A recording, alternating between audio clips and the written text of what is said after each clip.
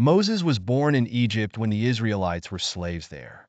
His mother hid him in a basket to save him from the Pharaoh's order to drown all baby boys. The basket floated down the Nile River and was found by the Pharaoh's daughter. She adopted Moses and raised him in the palace. When Moses grew up, he saw an Egyptian beating an Israelite slave. In anger, he killed the Egyptian and fled to the desert to escape punishment. There, he met Jethro, a shepherd, and married his daughter, Zipporah. One day, while Moses was tending sheep, he saw a bush that was burning but not being consumed by the flames. God spoke to him from the bush and told him to return to Egypt and free the Israelites from slavery.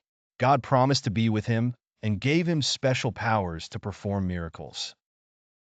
Moses went back to Egypt and met the Pharaoh. He asked the Pharaoh to let the Israelites go, but the Pharaoh refused. God sent 10 plagues to persuade the Pharaoh. Water turned to blood, frogs, lice, flies, disease on animals, boils, hail, locusts, darkness, and the death of the firstborn sons.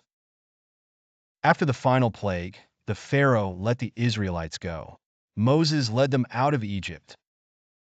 They crossed the Red Sea, which God parted to allow them to escape. When the Pharaoh's army followed, the waters returned, and the army was drowned. Moses and the Israelites wandered in the desert for 40 years.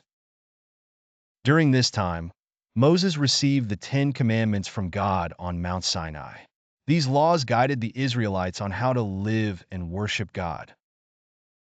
Moses remained a faithful leader and guide until his death. He never entered the Promised Land but saw it from a distance, knowing that his people would one day settle there.